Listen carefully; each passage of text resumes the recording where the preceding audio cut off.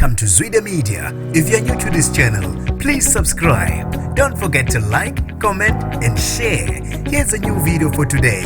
Enjoy.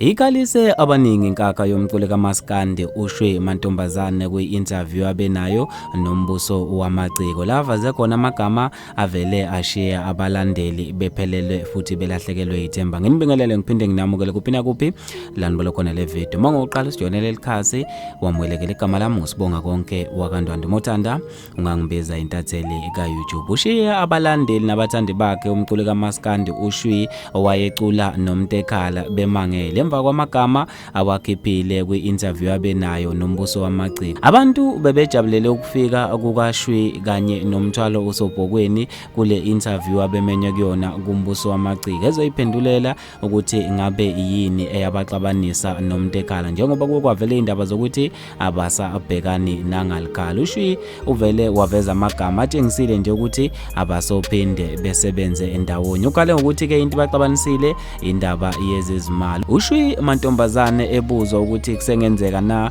ebonakala esebenza noMtekhala njengoba abake basebenzisana phambilini. Uvele waphendula ngamagama athi ngaphila engekho ngingakamazi, ngaphila sengimazi, ngisengaphila futhi noma engasekho. Lawo mazwi kavele ashiya abantu abebebukele yona le interview bukhoma einkundleni zokuxhumana bemangele futhi ke becaciselekile ukuthi ushuthi lukhulu lolo abalibangayo labaculi. Bafethu ke ngizofisa ukwazi ukuphala kwakho ngalolu daba khona lapha kwi-comment section. Mina njengentatheli ka-YouTube sengiphuma kanje ngithi angibambe evidweni elandelayo.